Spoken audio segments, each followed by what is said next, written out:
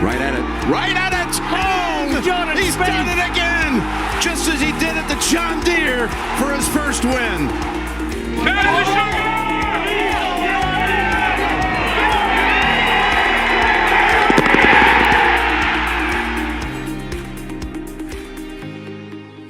Good evening, everyone, and welcome to another episode of the Go Get That podcast. This is episode number 98. I moved into college. We're good to go. This is not an ideal setup at all. In fact, I hate it.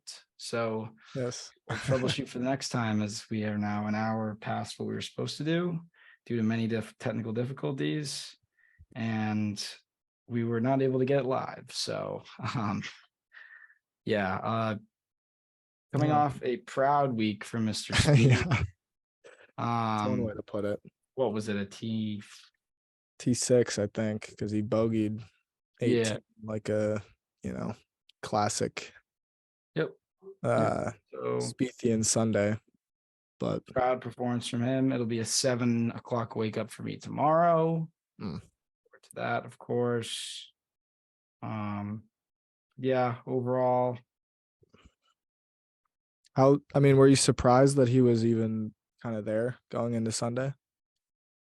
Entering the week on Wednesday, if you had, been told with 12 holes left, he's 2 back on Sunday, would you have been surprised? Absolutely. So, can't be too mad about it. Yeah. It happens, but it was overall. It was, as I said, it was a proud week. It was a week to be proud of from the Spieth camp. It was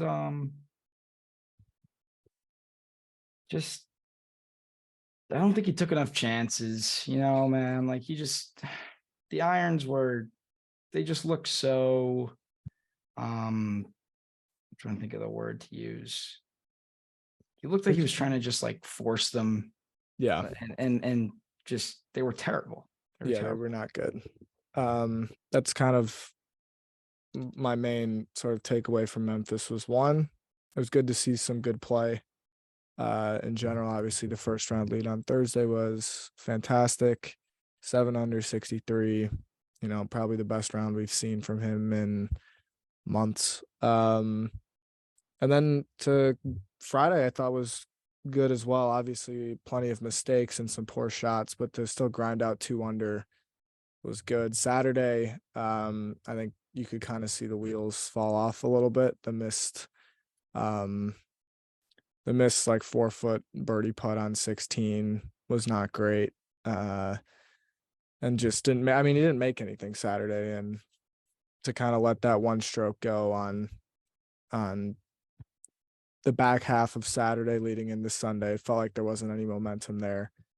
And then to miss the 3-footer on Sunday right out of the gate, obviously followed it up with 2 birdies, but didn't have many chances after that. The iron play was not good. It was not good at all. A lot of pulls with the long irons, which obviously does not bode well for this week in Chicago. So we'll see. He was at the range Monday, Tuesday, Wednesday.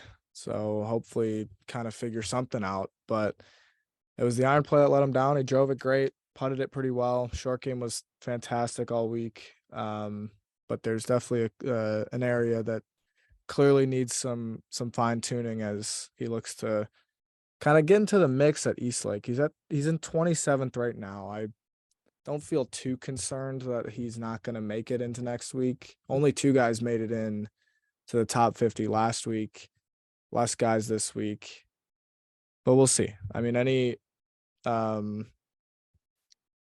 Anything you saw last week that kind of gives you any optimism for this week, or is it more concern because the driving was very good on Spiethy? The driving was very good. I thought it was honestly just nice to see him contending again, right? It's been to be shown on CBS for once, actually on their coverage. Yeah. There wasn't really a point on the weekend where I thought, okay, he's going to win this thing, which kind of stunk. Yeah.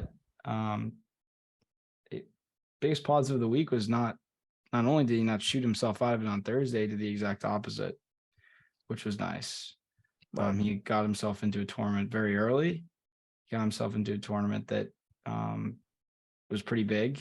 I mean, if he had won, he would have been like 2 in the FedEx Cup standings. Yeah. And now I don't even think he's that far inside the top 30. No. He's far from a lock. He's going to need another solid week this week. So yeah, hoping to not add on to the missed East Lakes of Certainly. past. Yeah. And it doesn't, East Lake doesn't matter really that much anymore. I mean, obviously you want a chance to win the ultimate prize, but the top 50 getting all the signature events, that includes the Century. So even though he hasn't won this year, he'll still be going back to Hawaii. So the only thing to play for really is money, and I guess the FedEx Cup. But given that there's strokes, he needs a really, really good week to kind of get inside that top 5 to have a chance.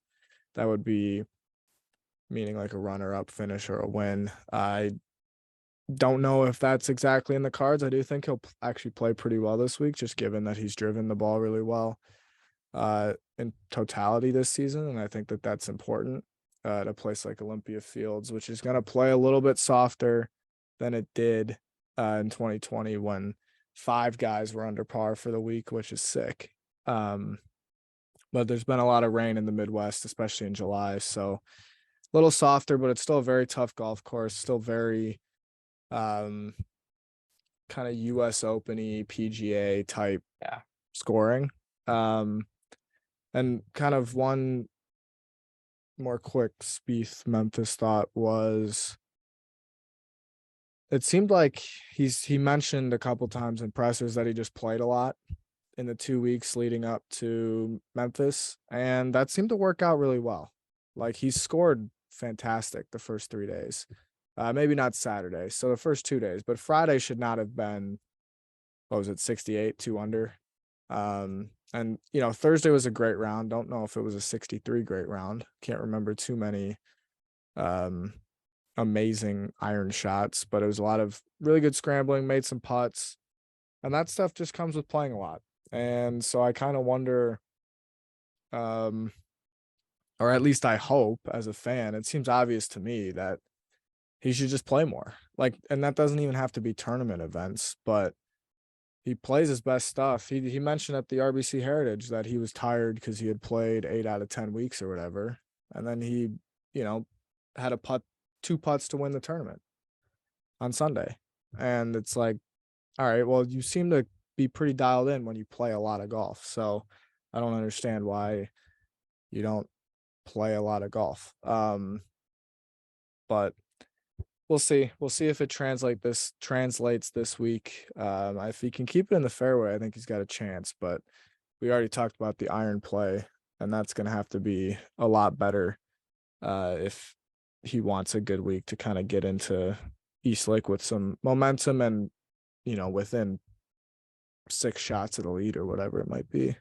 Well, yeah, this is a very different week ahead. This is not the Memphis dart show that we saw last week.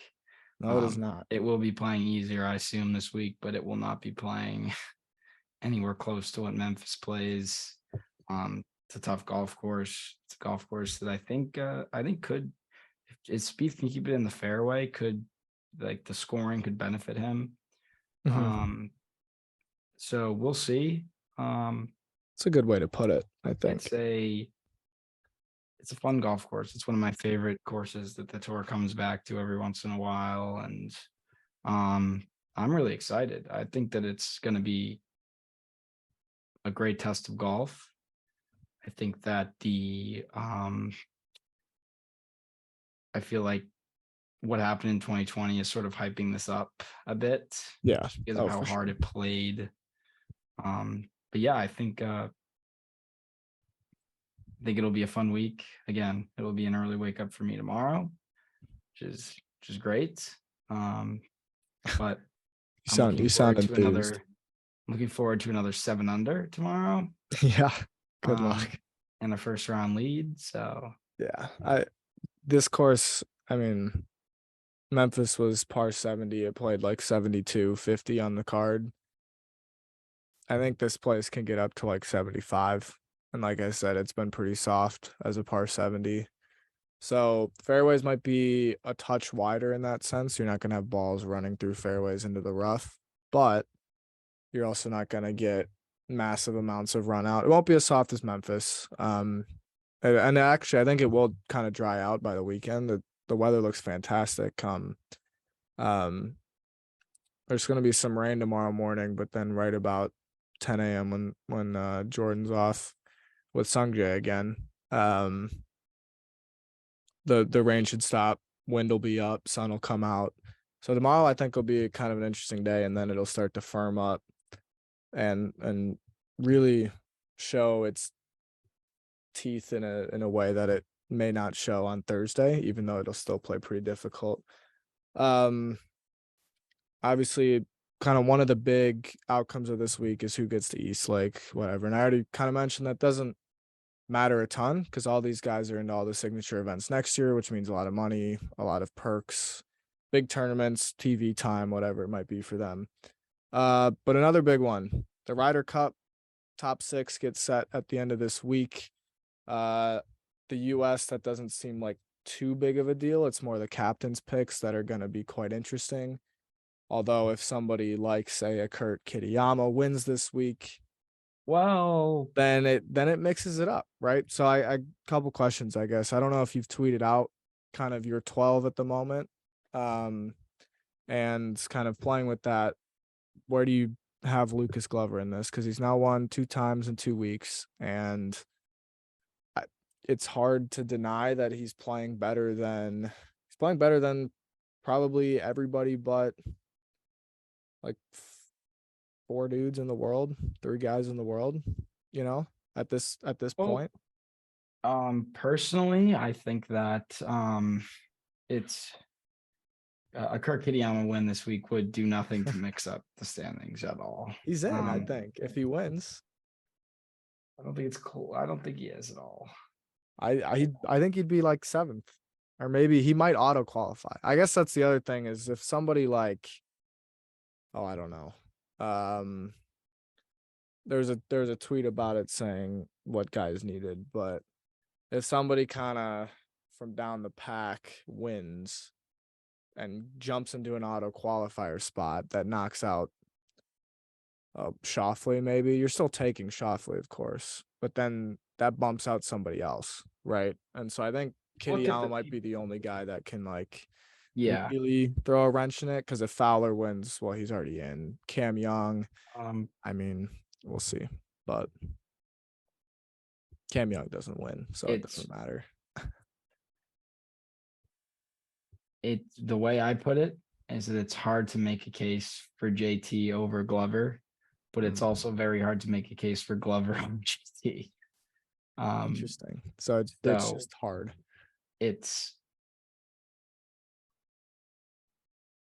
Glover is playing significantly better golf than Justin Thomas is right now. And that hurts Lucas Glover's chances. I mean, that hurts his chances, obviously, but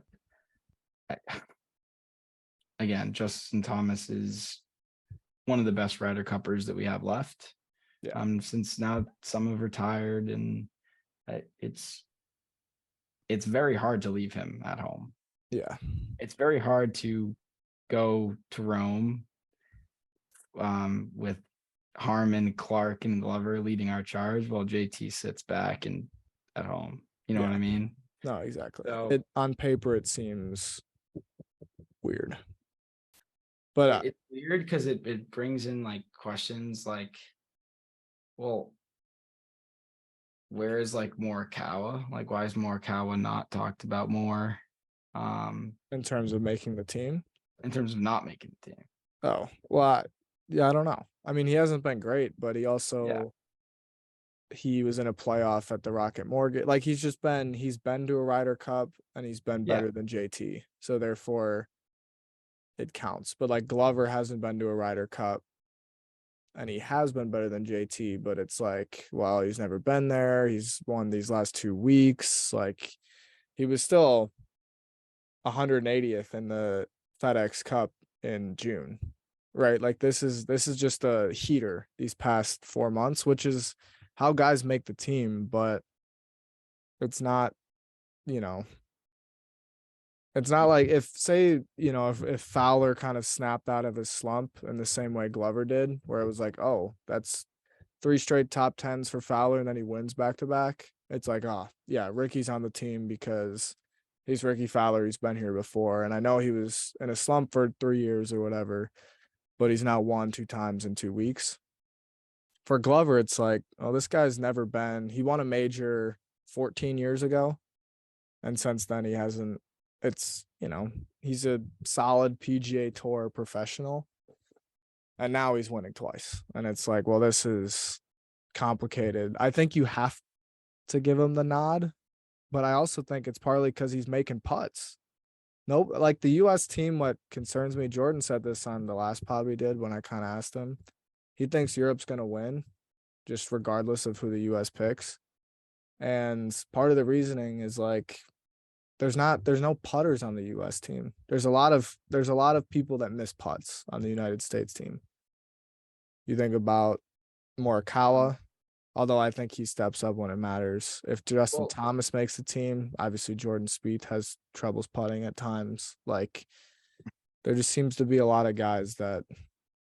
Well, I'm gonna put it out there that speaking of putters and good putters, as much as I believe that there's a case to leave both JT and Lucas Glover home, I don't believe there's any case to leave Bryson at home, given how he's played, and how solid of a putter he is inside of 10 feet. I don't think you can make a case for leaving him at home. He's playing extremely good golf. He just shot 58, and regardless of the tour he's on, he's playing ridiculously good golf. He brought a huge spark to the team last year. He is a veteran. He's played there before. I don't see a case to leaving him off the team. Yeah. Well, he's also just had a good major season. Like his season has been better than Justin Thomas's. And yeah, for sure. He's been a Ryder Cupper. The only kind of issue, and I don't have an issue with Bryson because I think he should be on the team. I think he would pair well with Brooks. I think he's playing well. And when he is playing well, he's one of the best players in the world. I don't care about course fit. I don't care about any of this. Like, I think Bryson has been through enough, or has had long enough to learn how to deal with kind of people outside of his bubble doubting him or judging him or questioning him, that the away crowd won't matter to Bryson because he's Bryson, and that's kind of he's had an away crowd around him for quite a while now. So he should be used to that. But kind of to that point, like there's not that many then this is a big point for JT. There's not that many guys that have gone and played an away Ryder Cup. It's Fowler, it's Spieth, not even Cantlay, not even Schauffele. Like these dudes are all I guess Koepka did. I mentioned Fowler already, but then like Clark, Harmon, not even Scheffler. Obviously Glover hasn't even been in a Ryder Cup. Homa, Morikawa, like this is all new for a lot of them, and it's not the same team that dominated in Whistling Straits. There's no DJ. Guys are out of kind of in different spots of form, so it's an interesting shaped team, and I think there's if this was a home Ryder Cup, I don't think Justin Thomas is on the team. But because it's an away Ryder Cup, I think his chances are up drastically. And I'm not saying he's on the team now, but like I'm not saying I think he'll be on the team, but I think there's a much better chance because it's in Rome versus wherever it would be over here. You cut out a little bit at the end, but like I'm just gathering what you said. I think that you're right. It's a very regardless of who plays, it's going to be a very inexperienced team to an extent.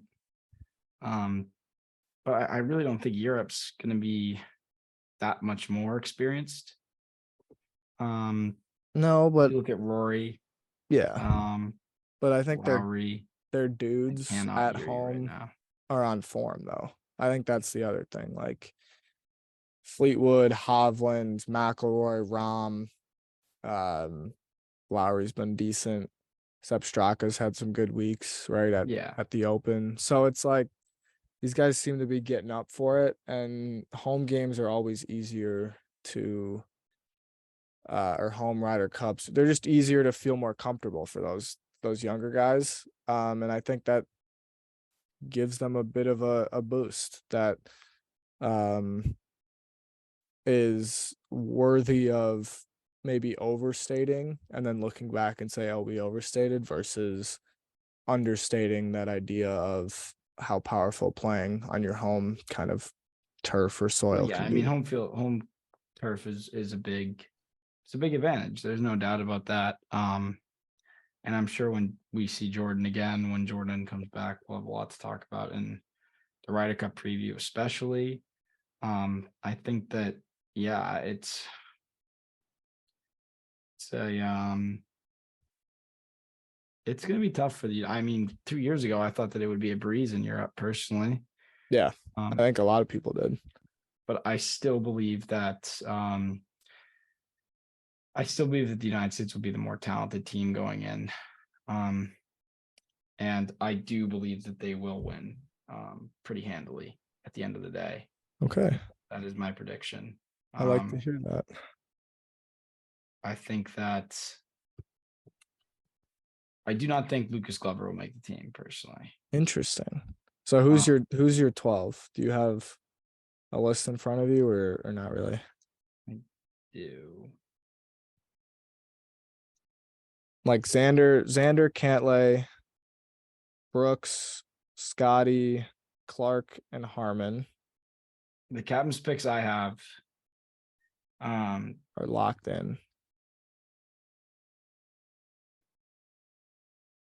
I have Spieth, Mm-hmm. DeChambeau, Mm-hmm. Fowler, Mm-hmm. Thomas, Okay. Morikawa. Homa. What? And then whoever doesn't make it between Homa and because Homa can auto qualify this week, right? Seventh, I believe. Yeah. So So Homa and Xander. yeah, but I believe it should. Personally, I don't really think Morikawa necessarily is a name that should be on there. Interesting. Well, he hasn't done a whole lot Well, he hasn't. recently. And If I was choosing, I would have Glover over Morikawa, and I'd still bring Thomas. interesting. Yeah. Now that is a take right there. It is. Wow. I just believe Thomas brings more to the squad on a locker room level. Yeah. I believe they both have not been consistent enough. Yeah. Well, it to is play their way in. Yeah. That's fair. And you can make a case like who does Colin play with? I guess the other thing that kind of hurts Glover is like who does Glover play with? Harmon, maybe. But it's just a little bit like this seems like a interesting pairing for how the Ryder Cup goes. Because Thomas, you just play him with Spieth. Morikawa, you can play with Scheffler or any of the other TaylorMade guys. But yeah, so that's an interesting take. I think I've got the same that you do, except I've got Morikawa in there, and then I just can't pass up on Glover right now. He's playing well. He's beating the best guys in the world.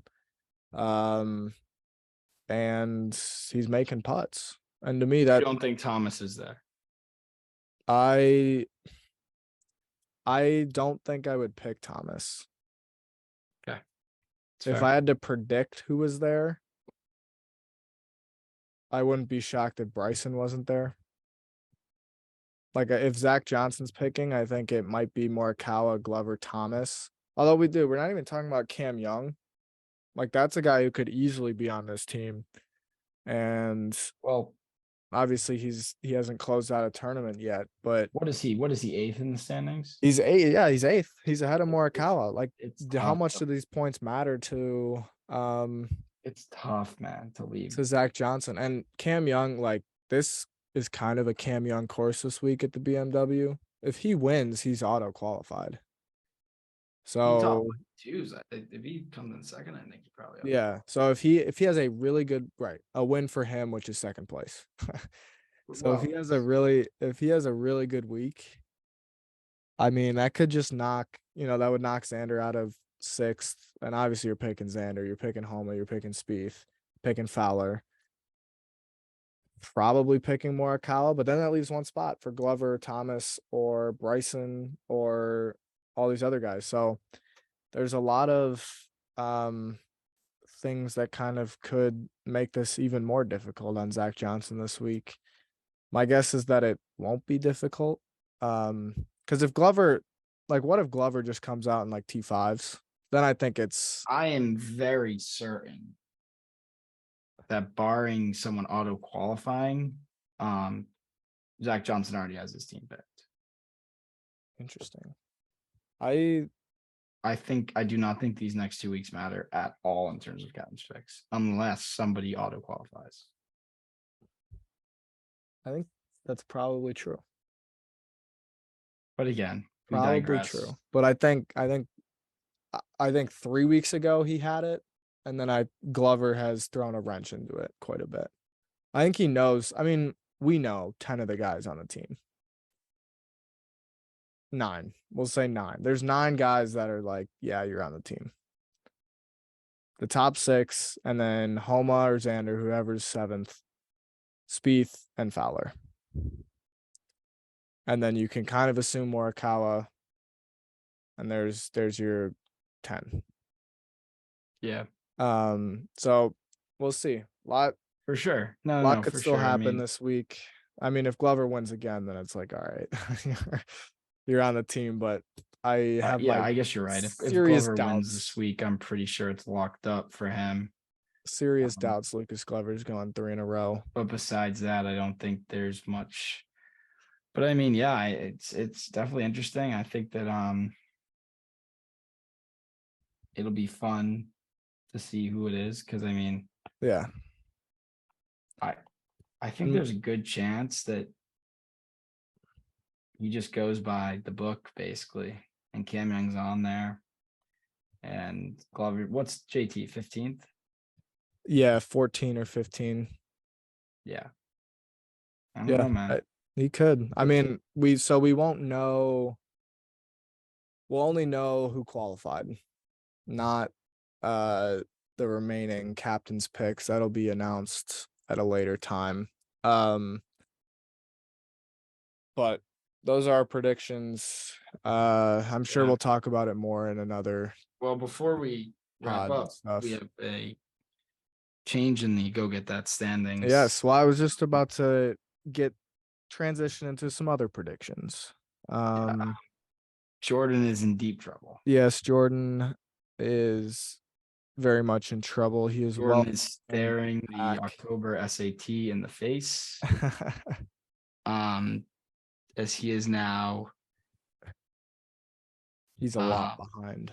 He's 580 points behind. So I believe he'll be going basically all out rights this week.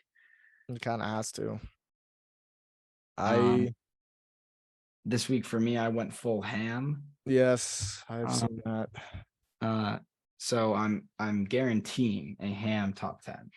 Yes, and that will be that's like break even. So right now, I'm already considering myself even for the week. Is that the Spieth Legion guarantee? It is. This is number 3 on the year, and we're 2-0. So I'm feeling good about the guarantee of a top 10. Yeah. Okay. You do have the Spieth Legion guarantee of a top 10 for Rom, and then I have him 10 on him to FRL and 40 on him to win. So yeah. I like Ham this week. It's hard not to. He wasn't very sharp last week, but he can turn it on pretty quickly. I went with Rory though. Rory is cooking right now, and when he does this, he wins, and he's only got to beat 49 guys this week. So in theory, this could be a Schauffele week, but this course just sets up for Rory. It's a little soft, a little wet to start, and then it'll dry out. He putted well. He played well in Memphis. He's driving it great. He's ironing it great. If it firms up the wedge play, I don't think it won't be as important. It'll be a little bit more about scrambling, but I think he just flushes it really nicely that it won't matter. So I'm going Rory. And then I think I also put a few points on a Ham, Hatton, both to top 5. I just didn't know what else to throw some points on, and felt like decent odds. People like Hatton this week. He's been flushing the ball all season. This feels like a somewhat. It's fair to say it's a major championship course. And I think Hatton has the ball striking to be top 5. Obviously, if Rahm's already in the top 10 because of the Spieth Legion guarantee, then he's only got to beat 4 other dudes to get top 5. So why not throw some on that? And then I threw the house on Hovland again. I had this exact same 3-ball last week, and Cantlay kind of nipped me with Hovland over Cantlay and Xander. Xander was not very good last week. I do think he'll get better, but he was not great off the tee, and you got to be good off the tee here. Hovland had Sunday wasn't great, but Thursday was awful, and he was like 4 over through his first 22 holes or something like that, and then was 2 back on standing on 18T on Saturday afternoon, and then made double because he hit it in the water. But he played really well. He made a lot of birdies. Game's there for Victor, so I like him to avenge and win that matchup this week. This course is kind of like a beefier memorial, I feel like. So I kind of like it's very classically Midwest. So I like that play. And hopefully that can get me back on track. I don't think I've won a bet since before the Open Championship. So it is time to get back on track, get back into the green, and solidify the It would definitely not be a good Saturday. look if we all finished in the red. No, it would not. So Me and Dan are reachable. That's like Yeah. a possibility to finish I in the mean, green. maybe Jordan, Kitayama win and Jordan bets on it. I don't know. Get Kitayama to Rome. Just because I've been saying that since March, but you have. regardless. Other thoughts? I don't think I have it. I don't either. Other than football season's coming up. I'm excited. Don't. I can't. I can't with I'm just waiting for the sadness to happen, and I can't do that right now. Yeah, I'm looking forward to it. The Patriots just signed a new left guard, Zeke, and yeah, he can play fullback too. So we'll see. We'll have some fun with it, I'm sure, in the fall. Ryder Cup's coming up. I think Spieth needs like a top 3 to really have a chance at East Lake. So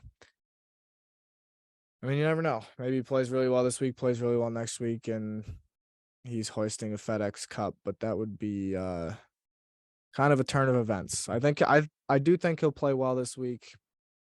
I am not overly optimistic that he'll be able to kind of finish out something in that range where he makes East Lake that interesting, because right now he'd be 10 back of Rahm, I think, and that's just not going to happen. So until next week, we'll keep you guys updated with the bets. Obviously, Jordan and Bob will be tracking this week, featured Thursday, and then not featured Friday on ESPN Plus. I'd assume they will show shots on Golf Channel if he's playing well.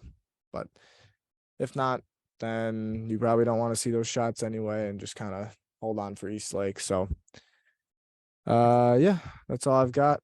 Hopefully, as I settle in my audio situation will get better. I barely heard. It looks like a nice studio though. Like it looks like a quality mic, and surprised. But until next week, everyone, we will see you. Peace.